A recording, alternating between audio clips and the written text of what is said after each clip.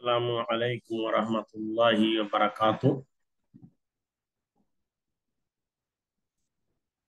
अल्हम्दुलिल्लाहि रब्बिल आलमीन वस्सलातु वस्सलामु अला नबिय्यिना मुहम्मद व अला आलिहि व सहबिहि अजमईन व मन तबिअहुम बि इहसान इला यौमिद्दीन।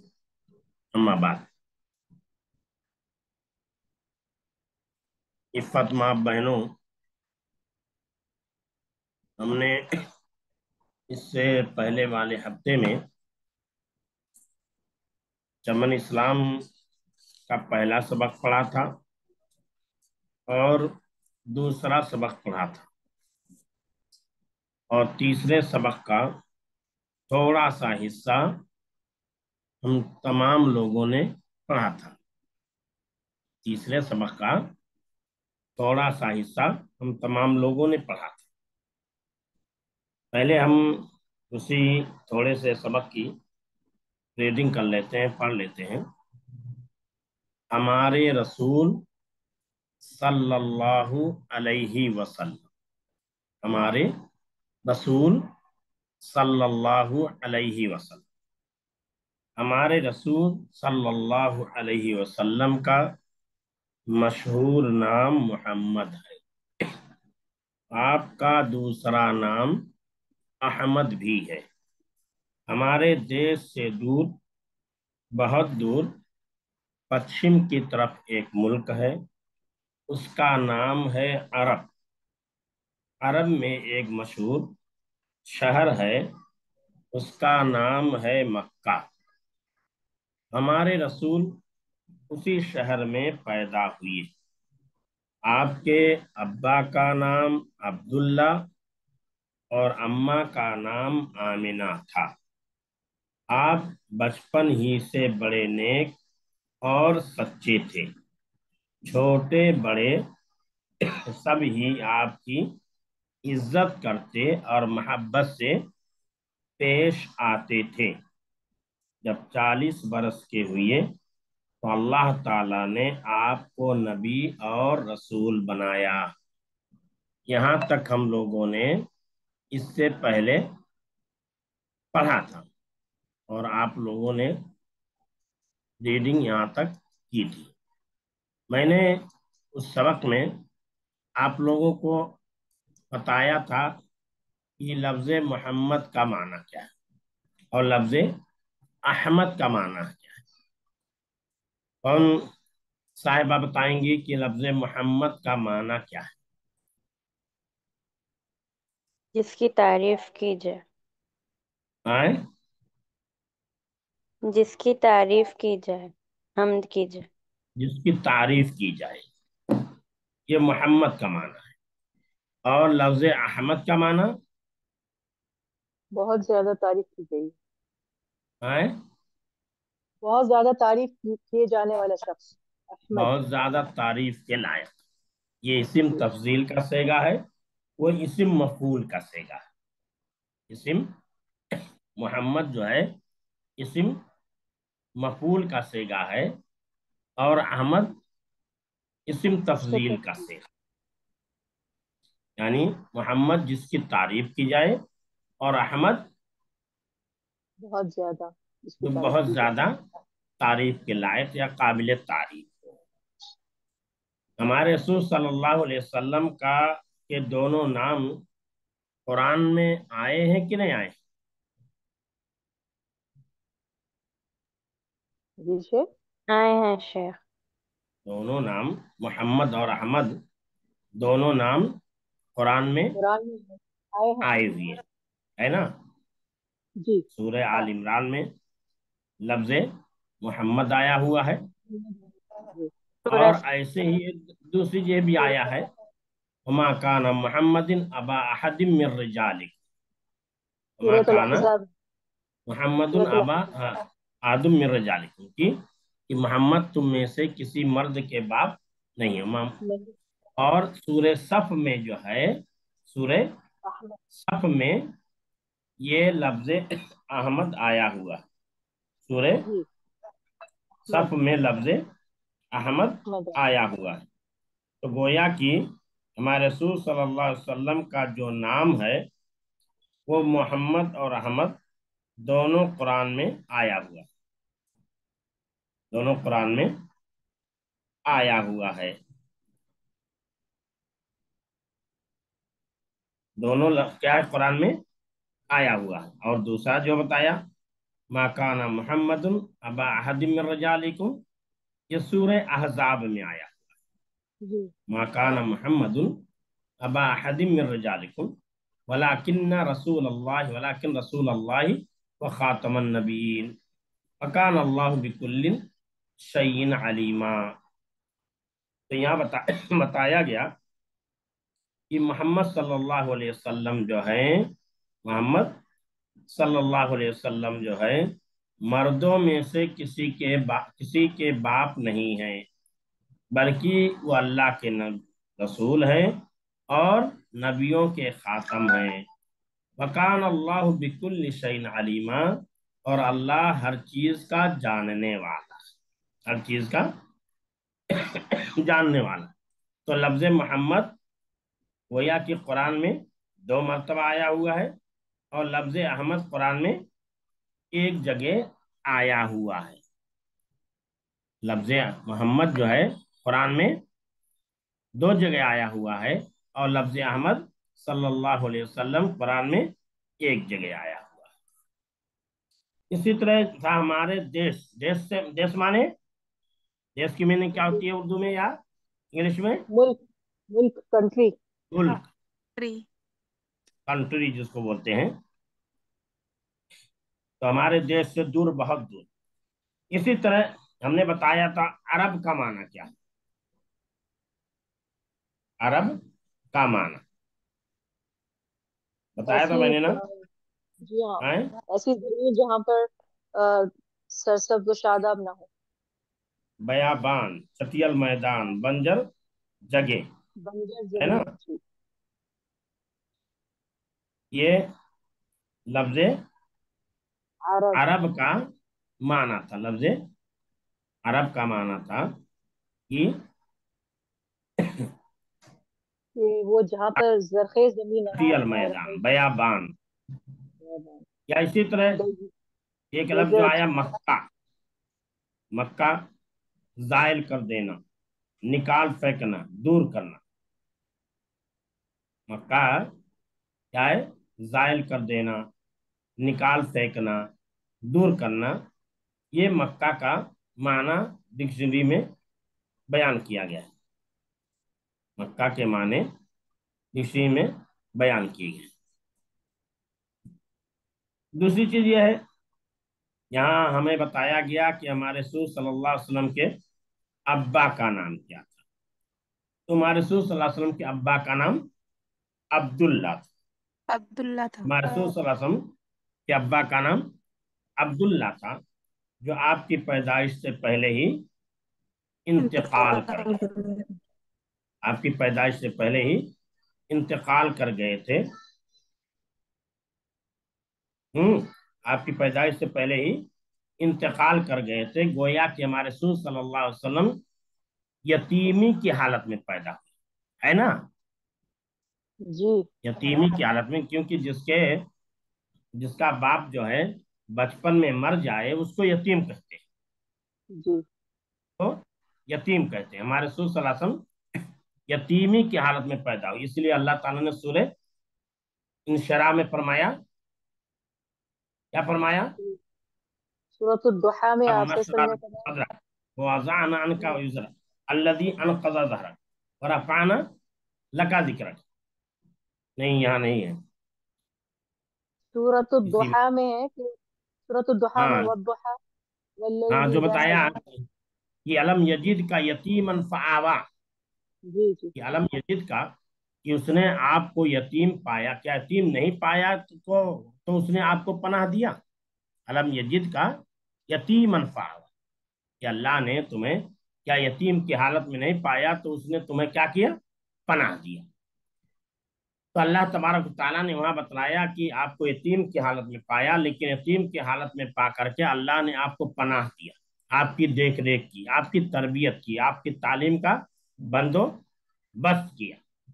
تو ہمارے رسول صلی اللہ علیہ وسلم یتیم کی حالت میں ضرور پیدا ہوئے، لیکن اللہ کی جانب سے خصوصی طور پر آپ کی تربیت پر توجہ دی گئی اور دھیان دیا گیا۔ یہی وجہ ہے ہمارے رسول صلی اللہ علیہ وسلم جب پیدا ہوئے اور عرب کے رواج کے مطابق کہ وہاں کی عورتیں جو ہوتی تھیں دیہاتی عورتوں کو دے دیتے تھیں اپنے بچوں کو دودھ پلانے کے لیے، اس غرض سے کہ دیہات کی آب و ہوا بھی صاف ستھری ہوتی ہے، وہاں کی غذا بھی صاف ستھری ہوتی ہے، تب بچوں کے پروان چڑھنے میں آسانی ہوتی ہے، اب بچے صحت بخش ہوتے ہیں۔ اسی لیے اس کے مطابق ہمارے رسول صلی اللہ علیہ وسلم کو بھی کے لیے بھی اللہ تعالیٰ نے کیا کیا؟ بندوبست کیا۔ تو آپ صلی اللہ علیہ وسلم کی جس نے پرورش کی وہ کون تھی؟ دائی حلیمہ سعدیہ، دائی حلیمہ سعدیہ جو نبی کریم صلی اللہ علیہ وسلم کی رضائی ماں تھی۔ انہوں نے اللہ کے رسول صلی اللہ علیہ وسلم کی مدینہ لے جا کر کیا کی؟ پرورش کی۔ تو ہمارے رسول صلی اللہ علیہ وسلم کے ابا کا نام عبداللہ تھا، اماں کا نام آمینہ تھا، اماں کا نام آمینہ تھا، اور اماں کا بھی انتقال آپ صلی اللہ علیہ وسلم ابھی چند ہی سال کے تھے کہ اماں کا بھی کیا ہو گیا؟ انتقال ہو گیا۔ آپ صلی اللہ علیہ وسلم کی پرورش اس کے بعد کس نے کی؟ دادا نے پرورش کی، جن کا نام کیا تھا؟ عبد المطلب تھا۔ پھر دادا بھی چند سالوں کے بعد وفات پا گئے، پھر آپ کی پرورش کس نے کی؟ ابو طالب چچا نے، آپ کے چچا ابو طالب، ہمارے رسول صلی اللہ علیہ وسلم کے چچا ابو طالب جو تھے اور ہمارے رسول صلی اللہ علیہ وسلم کے والد عبداللہ جو تھے، ان دونوں کی ماں ایک تھی۔ ان دونوں کی ماں کیا تھی؟ ایک تھی۔ ویسے تو عبد المطلب کے کئی بیٹے تھے لیکن کئی ماؤں سے تھے، دوسری ماؤں سے تھے، لیکن عبداللہ اور ابو طالب جو تھے یہ دونوں ایک ہی ماں سے تھے، ایک ہی ماں سے تھے۔ تو ہمارے رسول صلی اللہ علیہ وسلم کی دادا کے انتقال کے بعد پرورش کس نے کی؟ ابو طالب نے کی، اور ابو طالب نے حضور صلی اللہ علیہ وسلم کی پرورش ہی نہیں کی بلکہ انہوں نے آپ کا دیکھ ریکھ آپ کے اپنے بچوں سے بھی زیادہ کیا، انہوں نے آپ کا دیکھ ریکھ اپنے بچوں سے بھی زیادہ کیا۔ یہی وجہ ہے کہ آپ اپنے پاس سلاتے تھے، کہیں جاتے آتے تھے تو ساتھ میں لے کر کے جاتے تھے، حتیٰ کہ سفر میں بھی جاتے تھے تو آپ کو ساتھ لے لیا کرتے تھے۔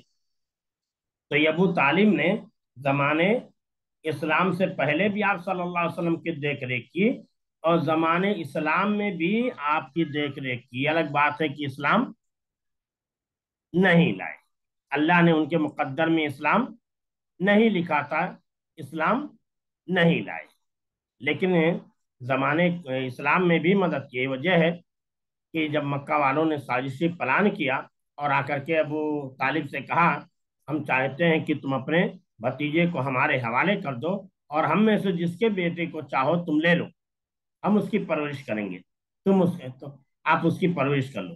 تو ابو طالب نے کہا یہ تم ہمارے بیٹے کو لے جاؤ، ہمارے بھتیجے کو لے جاؤ، مار ڈالو اور میں دوسرے کے بیٹے کی پرورش کروں، یہ کیسے ہو سکتا ہے؟ یہ کیسے ہو سکتا ہے؟ انہوں نے بات نہیں مانی۔ اسی طرح جب مکہ والے ابو طالب کے پاس آئے اور کہا کہ اپنے بھتیجے کو روک دو دعوت دین دینے سے، اسلام کی تبلیغ کرنے سے، تو اللہ کے رسول صلی اللہ علیہ وسلم جب شام کے وقت آئے ابو طالب نے ان سے ذکر کیا تو اللہ کے رسول صلی اللہ علیہ وسلم نے اپنے چچا سے کہا کہ چچا جان اگر یہ لوگ میرے ایک ہاتھ میں چاند دوسرے ہاتھ میں سورج بھی لا کر کے رکھ دیں تو بھی ہم اپنی دعوت سے باز نہیں آ سکتا۔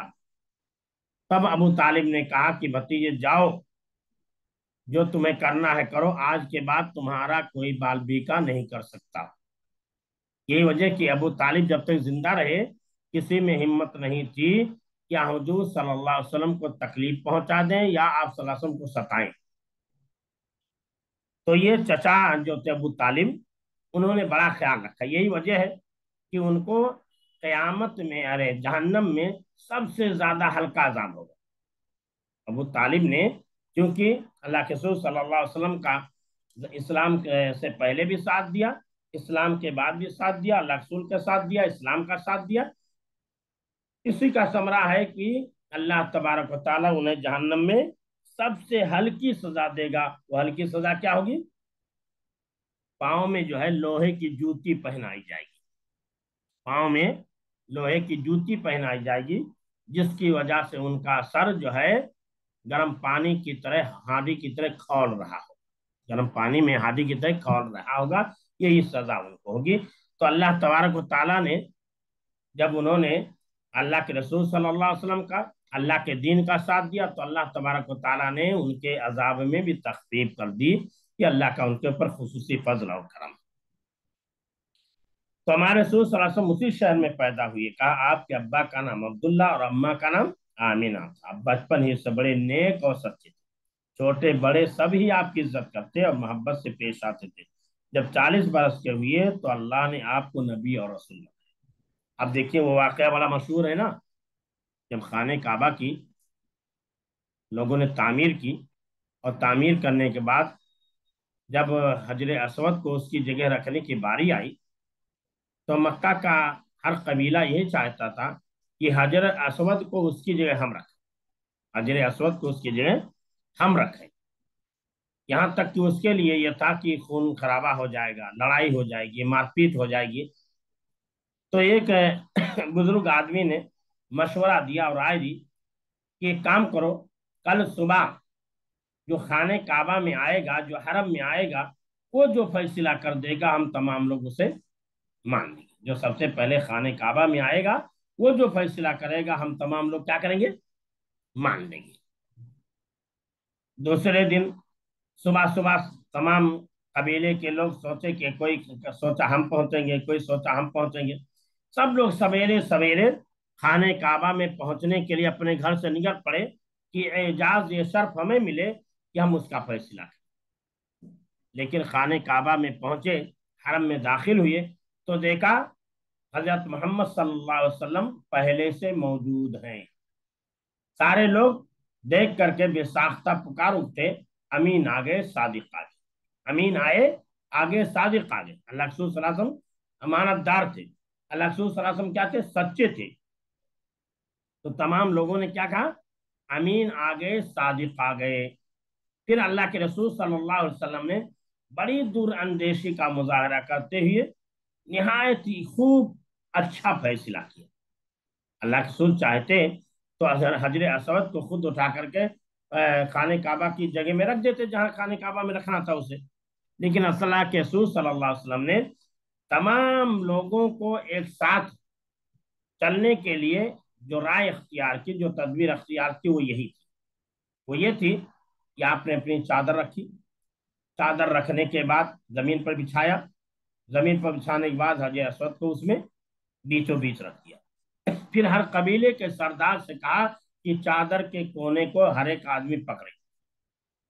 قبیلے کے تمام لوگوں نے, سرداروں نے کیا ہے, چادر پکڑی, خانہ کعبہ کی دیوار تک لگی, خانہ کعبہ کی دیوار تک لے گئے. پھر اللہ کے رسول صلی اللہ علیہ وسلم نے اس حجر اسود کو, اس پتھر کو اٹھا کر کے کیا کیا؟ خانہ کعبہ میں اس جگہ رکھ دیا جہاں اسے رکھا جانا. تمام لوگ اللہ کے رسول صلی اللہ علیہ وسلم کے اس فیصلے سے بہت خوش ہوئے, اللہ کے رسول کے اس فیصلے سے بہت خوش ہوئے. تو کیونکہ آپ کا یہ فیصلہ جو ہے دور اندیشی پر مبنی تھا, اس لیے کہ آپ کا یہ فیصلہ جو تھا سب کو ملا کر چلنے والا فیصلہ تھا, سب کو لے کر کے ایک ساتھ چلنے والا فیصلہ تھا, اس لیے سب لوگ خوش ہو گئے. تو رسول صلی اللہ علیہ وسلم کہا بچپن ہی سے بڑے نیک اور سچے تھے. اب ظاہر سی بات ہے, کوئی نیک ہوگا, صالح ہوگا, متقی ہوگا, سچا ہوگا, امانت دار ہوگا, تو چھوٹا بڑا ہر ایک کیا اس کی عزت کرے گا. تو ہمارے رسول صلی اللہ علیہ وسلم کی سب ہی عزت کرتے, چاہے چھوٹے ہوں یا بڑے ہوں, اور سب محبت سے پیش آتے تھے. پھر اللہ تبارک و تعالیٰ نے جب آپ پختگی کی عمر کو پہنچ گئے, اس عمر کو پہنچ گئے جس عمر میں پہنچنے کے بعد انسان جو ہے بڑی دانشمندی سے کام لیتا ہے، بڑی سوجھ بوجھ سے کام لیتا ہے، جہاں جذبات کام نہیں کرتے ہیں، جہاں غصہ آدمی نہیں ہوتا ہے، جہاں سے متانت اور سنجیدگی کی شروعات ہوتی ہے، جہاں سے متانت اور سنجیدگی کی شروعات ہوتی ہے، اس عمر تک جب پہنچے تو اللہ کے رسول اللہ تبارک و تعالیٰ نے آپ کو نبی اور رسول بنایا۔ اور نبی اور رسول کیسے بنایا؟ آپ نے پڑھا بھی ہوگا، سنا ہوگا کہ آپ غار ہرا میں چلے جایا کرتے تھے، خدیجہ رضی اللہ تعالیٰ عنہ کبھی کبھار وہ کھانا پہنچا دیا کرتی تھی، کبھی غلام پہنچا دیا کرتا تھا، اور پھر آپ کبھی کبھار آ جایا کرتے تھے، اپنے کھانا لے کے چلے جاتے تھے۔ جس طرح سمجھ میں آتا تھا اس غار ہرا میں جا کر کے اللہ کی عبادت کیا کرتے تھے، اللہ کی عبادت کیا کرتے تھے۔ ایک دن اسی غار میں بیٹھے ہوئے تھے، عبادت میں مشغول تھے کہ فرشتہ آ گیا، فرشتے نے آ کر کے دبا لیا اور کہا اقرا یا محمد، اور کہا اے محمد پڑھیے، اے محمد پڑھیے صلی اللہ علیہ وسلم۔ آپ نے کہا ما انا بقاری، میں پڑھا ہوا ہوں نہیں، مجھے پڑھنا نہیں آتا۔ پھر فرشتے نے آپ کو پکڑا اور دبایا اور کہا اقرا یا محمد، پھر آپ نے کہا ما انا بقاری، مجھے پڑھنا نہیں آتا۔ تیسری مرتبہ اور زور سے دبایا، اللہ کے رسول صلی اللہ علیہ وسلم کے اتنی زور سے دبایا کہ جیسے لگ رہا جان نکل جائے گی۔ پھر پڑھا اقرا بسم ربک الذی خلق، خلق الانسان من علق، اقرا وربک الاکرم الذی علم بالقلم، علم الانسان ما لم يعلم۔ یہ 5 آیتیں اس نے پڑھائی، ہمارے رسول صلی اللہ علیہ وسلم کو یہ 5 آیتیں اس نے پڑھائی، اور اسی دن سے آپ عام انسان نہیں رہے بلکہ اللہ کے رسول بن گئے۔ ابھی تک آپ عام انسان تھے، ابھی تک آپ کیا ہے؟ عام انسان تھے، لیکن اب آپ عام انسان نہیں رہے، اب کیا بن گئے؟ نبی اور رسول بن گئے۔ اب آپ نبی اور رسول بن گئے، اور یہیں سے پھر آپ نے کیا کیا؟ اپنی دعوت کا آغاز کیا، دعوت کی شروعات کی، اور پھر جو واقعات بہت سارے پیش آئے وہ آپ نے پڑھا ہوگا۔ تو یہ کہا جب 40 برس کے ہوئے تو اللہ نے آپ کو نبی اور رسول بنا، تو آپ پختگی کی عمر تک پہنچ گئے، سن شعور کی عمر تک پہنچ گئے، اس عمر تک پہنچ گئے جہاں انسان متانت و سنجیدگی کے ساتھ سوچتا ہے، غور و فکر کے ساتھ کام لیتا ہے، جذبات سے کام نہیں لیتا، غصہ نہیں ہوتا، یا بہت زیادہ کڑک بھڑک نہیں کرتا، بلکہ کوئی بھی کام کرنا ہوتا ہے، کوئی بھی فیصلہ کرنا ہوتا ہے، نہایت ہی غور و فکر کے بات کرتا ہے۔ کیونکہ ایک نبی کے لیے ان صفات سے متصف ہونا ضروری ہوتا ہے۔ اسی لیے آپ دیکھیں گے تقریباً تمام انبیاء کرام کو اللہ تعالیٰ نے 40 سال کی عمر کے تک پہنچنے کے بعد ہی نبی بنایا ہے، اللہ کی چند انبیاء کرام ہیں جن کو اللہ تعالیٰ نے بچپن ہی میں نبی بنا دیا، ابھی ماں کی گود میں ہے تبھی نبی بنا دیا، جیسے یحییٰ علیہ السلام یحییٰ علیہ السلام ہے، اور یحییٰ علیہ السلام تو یہ ایک ایسا نام ہے جو اس سے پہلے کسی کا نام ہی نہیں تھا، وَلَمْ نَجْعَلْ لَهُ سَمِيًّا، ہم نے یہ نام کسی کا رکھا ہی نہیں تھا، اللہ نے قرآن میں۔ تو یحییٰ علیہ السلام ہے، ایسے عیسیٰ علیہ السلام ہے، عیسیٰ علیہ السلام کو اللہ تعالیٰ نے ماں کی گود میں تھے تبھی نبی بنا دیا، ماں کی گود میں تبھی نبی بنا دیا۔ اور عمومی طور پر آپ دیکھیں گے تقریباً تمام لوگوں کو پختگی کے عمر تک پہنچنے کے بعد نبی بنایا گیا۔ تو ہمارے رسول صلی اللہ علیہ وسلم کو بھی جب آپ 40 برس کے ہوئے تو آپ کو نبی بنایا گیا۔ اب یہاں سے جو ہے آپ رسول ہو گئے، تو رسول ہونے کے بعد ظاہر سی بات ہے رسول کا جو پیغام ہے، رسول کا جو مشن ہے، رسول جس لیے بنایا جاتا ہے، اس مقصد کے لیے آپ آگے آپ اٹھے اور لوگوں کے درمیان تبلیغ کرنا شروع کر دیا، وعظ و نصیحت لوگوں کو کرنی شروع کر دی۔ تو اسی لیے کہا رسول صلی اللہ علیہ وسلم ہونے کے بعد، رسول صلی اللہ علیہ وسلم ہونے کے بعد آپ نے مکہ، یا آپ جو ہے الف جو ہے جو جس مد ہونا چاہیے الف چھوٹ گیا، مد خالی لکھا ہوا ہے، الف چھوٹ گیا، آپ نے مکہ والوں سے کہا صرف اللہ کی بندگی کرو، اسی کو سجدہ کرو، کسی بت یا قبر کو سجدہ نہ کرو، جو مانگو بس اللہ سے مانگو، کسی پیر ولی بزرگ سے نہ مانگو، وہی روزی دیتا ہے، وہی اولاد دیتا ہے، وہی بیمار کرتا ہے، وہی بیمار کرتا ہے، وہی اچھا کرتا ہے، وہی اچھا کرتا ہے۔ تو ہمارے رسول صلی اللہ علیہ وسلم نے پہلی بات جو لوگوں سے کہا کہ صرف اللہ کی بندگی کرو، یا ایھا الناس قولوا لا الہ الا اللہ تفلحوا، یہ لوگوں لا الہ الا اللہ کا اقرار کر لو، کیا ہو جاؤ گے؟ کامیاب ہو جاؤ گے۔ لا الہ الا اللہ کا اقرار کرو، کیا ہو جاؤ گے؟ کامیاب ہو جاؤ گے۔ تو پہلی دعوت جو آپ نے پیش کیا، اللہ کی وحدانیت کی دعوت پیش کیا، اور تمام انبیاء کرام علیہم الصلاۃ والتسلیم کی دعوت دعوت توحید رہی ہے، دعوت توحید رہی ہے۔ تمام انبیاء کرام اپنے ماننے والوں کو توحید کی دعوت ہی دیتے رہے ہیں، توحید ہی کی بات لوگوں کو بتلاتے رہے ہیں۔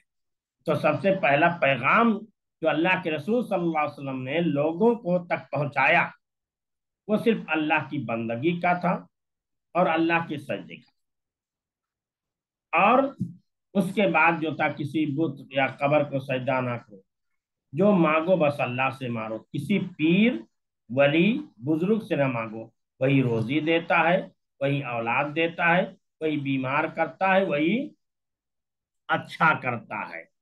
تو یہاں تک ہم لوگوں نے پڑھا، تو یہ پہلی چیز یہ ہے کہ شروع سے لے کر کے آپ کو رسول اور نبی بنایا، اس کا آپ خلاصہ لکھ کر کے لائیے۔ دوسری چیز یہ ہے کہ یہاں رسول اللہ صلی اللہ علیہ وسلم ہونے کے بعد، اللہ کے رسول صلی اللہ علیہ وسلم نے نبی ہونے کے بعد کون سا پیغام لوگوں کو پیش کیا، اس پیغام کو آپ اپنے الفاظ میں لکھ کر لائیے۔ اللہ کے رسول صلی اللہ علیہ وسلم نے نبی ہونے کے بعد آپ نے لوگوں کے سامنے کون سا پیغام پیش کیا، کس بات کی دعوت دی، اس پیغام اور دعوت کو جو ہے اپنے الفاظ میں آپ لکھ کر کے لائیے، ٹھیک ہے؟ کوئی بات اگر نہیں سمجھ میں آئی ہے تو بتائیے، یا کوئی سوال ہے؟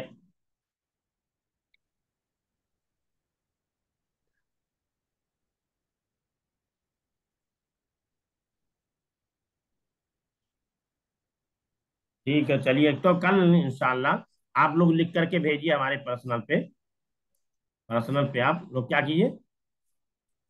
دوسرا والا کوشچن ریپیٹ کر دیجیے۔ ہاں، نبی نے کیا کہا لوگوں سے، وہی قول جو ہے نبی کی بات لکھنی ہے کہ کیا آپ نے لوگوں سے کہا۔